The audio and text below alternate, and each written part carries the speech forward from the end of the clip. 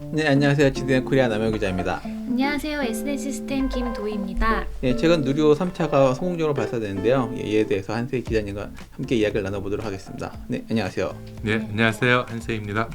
누리호가 이게 약간의 우려도 있긴 했는데 굉장히 성공적으로 잘 발사를 했어요. 예, 발사 예정일에 사실 이제 마지막 순간에 발사가 한번 미뤄졌어, 연기가 됐었죠. 맞아. 냉각제를 주입하는 이제 파이프가 있는데 그 파이프를 열고 닫는 밸브가 있습니다. 그거를 발사체, 그러니까 누리호하고 네. 그 발사대에 있는 그 시설하고 그 사이에 서로 그 밸브를 동작하기 위해서 서로 통신이 왔다 갔다 해야 되는데 그 통신이 좀 안 된 거예요. 그래서 밸브를 수동으로 잠가 보니까 문제없이 잠기니까 이제 그거는 발사체 자체의 문제는 아니고 이 통신 쪽의 문제인 것 같다. 그래서 그 문제를 파악하고 통신 신호를 잡기 위해서 이제 그날 발사를 하루 연기했던 거고요. 연구원 분들이 이제 새벽 5시까지 이제 그 문제 파악하고 고칠 수 있는 것인지 확인하고 그래서 여러 번 반복 실험해서 별 문제 없이 발사할 수 있겠다. 그래서 이제 다음 날 오전에 그날 저녁에 다시 발사하는 걸로 이제 결정이 됐었죠. 고생하신 만큼 좀 결과가 좀 잘 나와서 좀 다행이긴 하네요. 그렇습니다. 누리호 자체가 성공적으로 발사돼서 궤도에 무사히 올라갔고 궤도에 싣고 간 위성들을 무사히 투입을 해야 되는데 이제 대부분 제대로 잘 투입됐다고 보면 될 것 같습니다.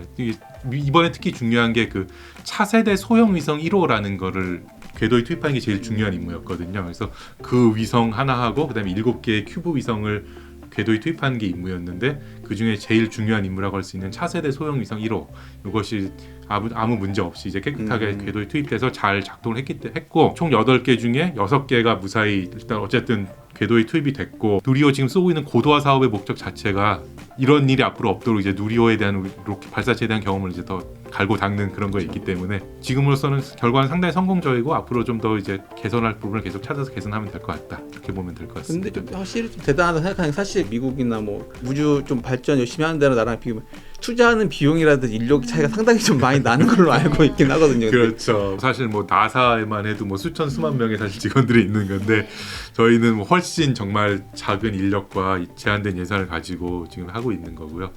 뭐 물론 뭐 이게 어떻게 보면 뭐 미국이나 소련, 러시아에 비해서 뭐 어떻게 보면 50년 뒤졌다라고 할 수도 있지만 뭐 그만큼 또 빨리 따라가고 그쵸. 추격하고 있다는 것이 어떻게 보면 참 대단한 성과라고도 볼 수 있을 것 같습니다.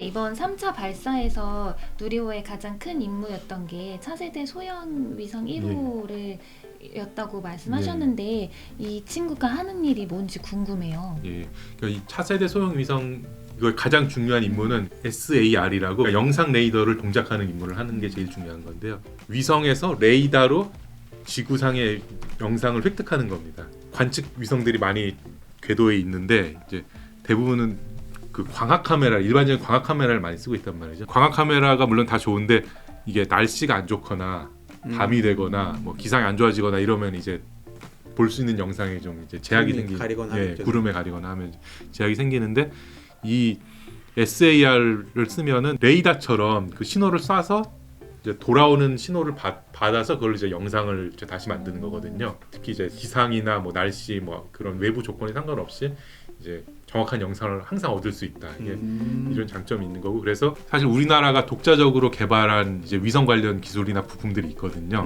그래서 그런 것들이 이제 그 차세대 소형 위성 2호에 이제 들어가 있는데 그런 핵심적인 기술들이나 부품들이 과연 우주에서 잘 작동을 하는지 그런 것도 검증하는 것도 지금 차세대 소형 위성 2호의 굉장히 중요한 임무고요. 위성이 되게 작아져서 지금 약간 소모품처럼 그냥 쓰시는 것 같더라고요. 그래서 사실 이제 우주 쓰레기 문제가 사실은 많이 맞아요. 문제가 되고 있죠. 연료가 다 됐거나 고장 났거나 뭐 임무가 다 됐거나 하는 애들이 사실은 그냥 궤도를 막 돌고 있는 거거든요. 그냥 의미 없이 떠돌고 있는 건데 그래서 이번에 재밌는 게 민간 기업 3군데에서 만든 그 큐브 위성이 이번에 누리호에 들어갔는데 네네. 그 중에 하나가 궤도를 돌면서 임무를 수행하다가 정해진 시점이 되면은 알아서 이제 그 중력 그렇죠. 안으로 네네. 들어오는 그래서 이제 스스로 소멸하는 이제 그런 기능을 갖고 있고 테스트하는 걸 목적으로 지금 그 위성을 발사한 상태입니다. 현재까지는 통신도 잘 되고 잘 운영되고 있나요? 예, 거의 뭐 아무 문제 없이 다 잘 모든 절차가 잘 마무리돼서 조만간 이제 임무에 들어갈 수 있을 것으로 지금 보고 있습니다. 잘 됐네요. 네.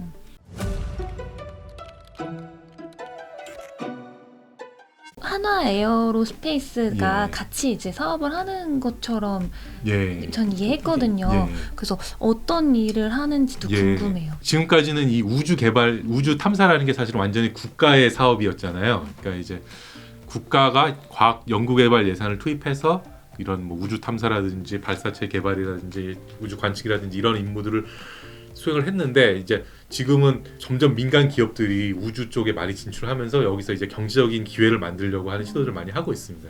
특히 뭐 그래서 뭐 위성들을 많이 쏴서 위성 통신을 한다든지 지구 영상 관측 데이터를 뭐 만들어서 데이터를 제공한다든지 이런 류의 이제 우주 산업들이 계속 커지고 있잖아요. 그래서 이제 그런 어떤 민간 중심의 우주 경제 시대가 다가오고 있다. 이런 것들을 좀 굉장히 많이 여러 나라에 생각들을 하고 있고, 그래서 우리나라에서도 이제 민간 우주 산업 생태계를 키워야 된다. 이제 이런 정책 방향을 갖고 있습니다. 그래서 누리호 자체는 완전히 국가의 예산으로 그리고 국가의 연구 인력이 통해서 개발이 된 발사체인데요.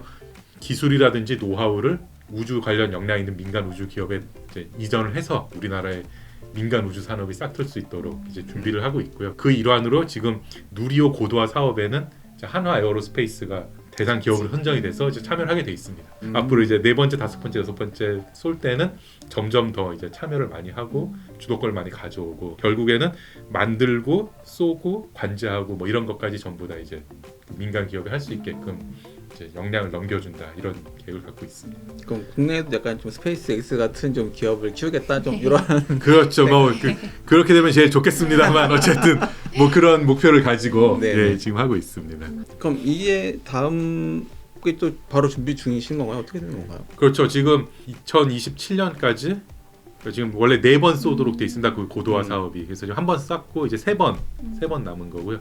대략 뭐 1년에 한 번 정도씩 쏘는 걸로 지금 예정이 돼 있고 그때마다 이제 실는 위성의 숫자나 이런 것들이 조금씩 늘어나서 더 많은 위성들을 더 이제 잘 우주에 이제 보낼 수 있도록 그런 역량 노하우를 계속 쌓는 거를 지금 목표로 하고 있습니다. 그래서 누리호 고도화 사업이 이어지는 동안에는 이제 누리호가 계속 안정적으로 발사 성능을 보일 수 있느냐, 그리고 더 많은 위성들을 더 안정적으로 이제 잘 우주에 내보낼 수 있는 그런 기술들을 계속 획득할 수 있을 것인가, 이제 이런 것들을 좀 봐야 될 것 같고요. 이제 사실은 또 주목해서 봐야 될 거는 이 누리호의 다음 차세대 발사체를 개발하는 그것이 이제 최근에 예타를 통과해서 이제 개발이 이제 시작될 거거든요. 그래서 이 얘네들이 잘 개발이 돼서 우리가 목표로 하는 달 착륙선을 달에 보낸다든지 이런 임무까지 수행할 수 있을 것인가. 물론 뭐 굉장히 도전적인 과제가 될 것 같은데 앞으로 몇 년간 좀 주목할 만한 게 될 것 같고요. 국내에서도 좀 이렇게 하고 있고 좀 성과를 조금씩 내고 있다는 것 자체가 되게 좀 긍정적인 것 같고요. 의미 있죠. 맞습니다. 처음엔 사실 굉장히 어려울 것 같다라고 생각들 많이 했고 맞아요. 네. 결과론적인 얘기입니다만 어쨌든 상당히 성공적으로 했고 또 그 사이에 어떤 국제 정세가 변하면서 어떤 우주 기술에 대한 어떤 필요가 다시 맞아요. 커지고 뭐 우주를 둘러싼 국제 질서가 다시 생기기 시작하니까 사실 이럴 때 기술이 없으면 사실 네. 뭐 어디 한 자리 이렇게 발걸치기도 않죠, 네. 어려운 상황이니까 뭐 결과적으로는 굉장히 어쨌든 좋은 선택이지 않았나 생각이 듭니다. 이제 네. 덕분에 그 아르테미스 거기 프로젝트도 참가할 수 있었던 거기도 하고 그렇죠. 여러모로 되게 잘 된 것 같긴 해요. 예. 그래서 사실 뭐 우리나라도 그래서 미국하고 그런 다른 나라들하고 어떤 우주 협력이 조금씩 계속 늘어나는 것 같더라고요. 또 장기적으로는 뭐 이 우주 기술, 발사체 기술과 관련해서 뭐 어떤 제약들, 어떤 우주 선진국들만의 그들만의 어떤 리그 가는 어떤 그 안에서 그렇죠. 규칙 뭐 이런 것들이 있는데 이제 저희 나라가 우주 기술 조금씩 발달하면서 이제 그런 것들이 조금씩 또 그렇죠. 좀 비집고 들어가고 뭐 자체 제작하는 것도 있고 네. 하고 하니까 네. 그런 것들이 좀 있지 않을까 싶습니다. 그래서 이번에 대통령 미국 방문했을 때도 조금 위성 부품에 대한 규제라든지 이런 것들 조금 완화하겠다. 뭐 약간 그런 합의들이 좀 있었고요. 또 사실 그래서 또 우리나라가 자체 기술로 위성을 만드는 데 굉장히 신경 쓰는 이유가 맞아요. 또 그런 것도 있습니다. 어쨌든 남의 나라 기술이 들어오면은 이 위성을 상당히 제약이 생기거든요. 그래서 이제 될 수 있는 대로 좀 우리 기술 좀 많이 갖고 있어야 이제 좀 제약 없이 좀 발사를 한다든지 활용한다든지 할 수 있는 부분들이 있기 때문에 더더욱 좀 국산화 그런 거 신경 쓰고 있습니다. 앞으로도 좀 잘 된 만큼 지금 그럼 좀 긍정적으로 좀 계속 쭉 꾸준히 발전해서 좋은 소식이 있으면 좋겠습니다. 그러게 말입니다. 앞으로도 예. 좋은 소식 공유 부탁드리겠습니다. 예, 앞으로 하여튼 부지런히 좀 취재해가지고 또 말씀드리도록 하겠습니다. 네, 오늘 한세희 기자님과 함께 누리호 3차 발사에 대해 이야기를 나눠봤습니다. 의견이 있으시면 댓글로 남겨주시면 감사하겠습니다. 네, 감사합니다. 감사합니다. 아유, 감사합니다. 고생하셨습니다. 예, 고생하셨습니다. 감사합니다.